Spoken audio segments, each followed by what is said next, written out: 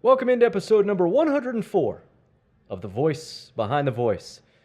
I'm Sean Aronson, the TV and radio broadcaster for the St. Paul Saints, an independent minor league baseball team in the Twin Cities.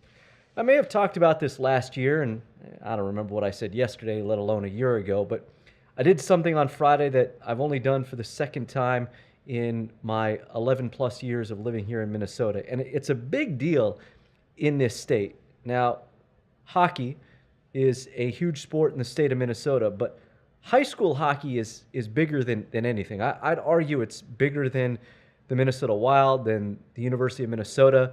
Like, the high school hockey tournament around here is huge, so much so that there was a stat that went out, and I think it was Thursday night for the quarterfinal matchups, that at its peak, the XL Energy Center, which is where the Minnesota Wild play, the attendance for the high school hockey tournament during the quarterfinals at its peak against all the other games in the NHL that night was like the third or fourth highest drawing arena of the night. I went on Friday night. For the first time ever last year, I went to the high school hockey tournament. I went to the championship game last year. This year I went to the semifinals on Friday night. And it's quite a spectacle just to see. I remember when I was growing up in Southern California, and the city section baseball tournament where I grew up, if you made it to the finals, you played at Dodger Stadium. And I'm sure every state has this for your basketball tournament or baseball tournament, or, if you have hockey for your hockey tournament, you play at, the big arena, the big stadium. Here locally, the state high school tournament, everything but the finals is held at our ballpark, and then the finals are at Target Field. So again, it's what you're playing for, to play on that big time venue where, everyone that you look up to, those professional athletes, those major league athletes, where they're playing. But a lot of times, unless you are in a state that has, this following for a specific sport, you're not going to sell it out. I think the basketball tournament, which is held at the Target Center, does well, but unless there's a big-time recruit or, a big-time team playing, it doesn't sell out.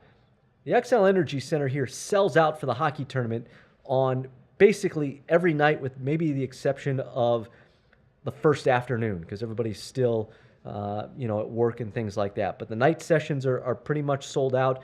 The semifinals and the finals are definitely sold out to the brim. So whatever it is, 18,000 people at the XL Energy Center watching high school boys hockey. It's quite impressive, and it was fun to go to.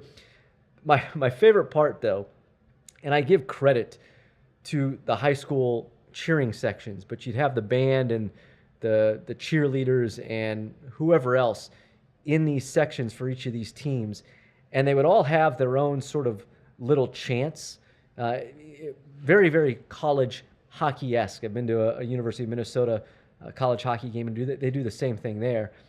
But there was a school, and I wasn't there for this game, but I read it in the newspaper, that there was a school that is a boys-only school, and the team they were playing against started a chant something along the lines of, "We have girls," and the team that didn't have, basically girls at their school, chanted back, "You can keep them," which I thought was hilarious. Like, these are 17 and 18-year-old kids that are making these chants up, and I'm sure if you're part of this school, you've probably heard that before, so they had a response ready, I would assume.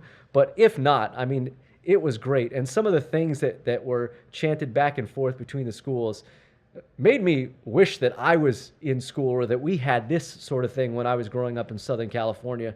But it really was. It was a lot of fun to go to. Atmosphere was great.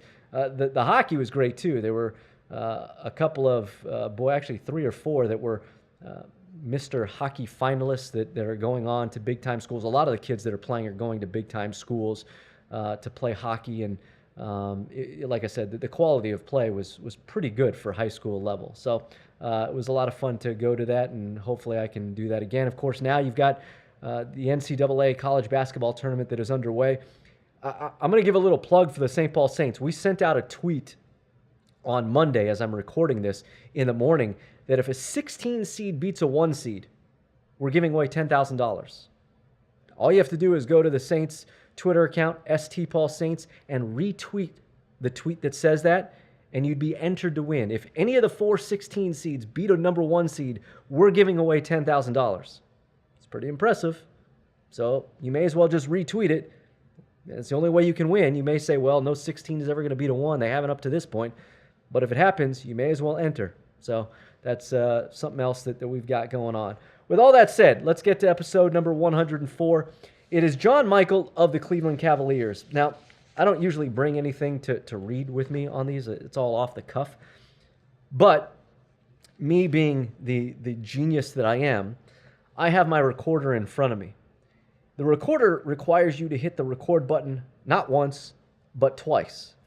And for only the second time in all the episodes I've recorded, I hit it one time. And I usually will look down at the recorder to see, all right, has it started? How much time has gone by? Whatever.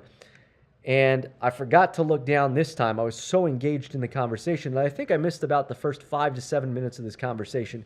So you're going to get it basically mid-conversation. And I grabbed the papers here just to give you, the listener, briefly what you missed. And again, this story is amazing for John Michael, but here's the stuff that we talked about before I realized I hadn't hit record a second time. He grew up in Aliquippa, which is in Pennsylvania, population of less than 10,000 people, high crime rates, but has some of the biggest NFL names to come out of the city. Darrelle Revis, Tony Dorsett, Sean Gilbert. I mean, there's a ton of them. You can look them up, a bunch of people. So we talk a little bit about that. Talk about him growing up playing 4 sports in high school, but being a 5'7", 140-pound guy, knowing he wasn't going to go very far. And the fact that he went to Notre Dame, he got his degree in mechanical engineering, went there 4 years, then went back to get his law and business administration degree, and he graduated cum laude on both sides of things. And it's kind of where we pick up the conversation. All you need to know about John Michael is he started off as a lawyer, and the story kind of takes off from there. And as you can hear in parts of this conversation, I am enthralled by the fact that this guy used to be a lawyer and is now the play-by-play broadcaster for the Cleveland Cavaliers. We talk about his decision to get out of being a lawyer, telling his family, telling his future father-in-law. It's an incredible story for this guy to go from being a lawyer to the play-by-play broadcaster of the Cleveland Cavaliers, obviously, and getting to see the whole LeBron James things like that. It's an unbelievable story that I think you're going to enjoy. If you have not subscribed to the podcast, do so. iTunes, wherever you get your podcast, be sure to rate it. Also, social media, by now, Twitter, @TheVoiceBTV, on Facebook, facebook.com/TheVoiceBTV, and you can always email me, thevoicebtv@gmail.com. All right, let's get to it. Episode number 104, John Michael of the Cleveland Cavaliers. JW, roll the open. You be a lawyer, after 5 years, you can do whatever you want to do, right? You can do anything you want to do. Clearly, this was not what he had in mind. But so I sat him down, told him, here's what's going on. My father literally threw down his fork, left, right? My mother started crying. Then eventually she left. She didn't know what to do. My sisters were sitting there. They're like, we'd love to stay, but they're all right. So they took off.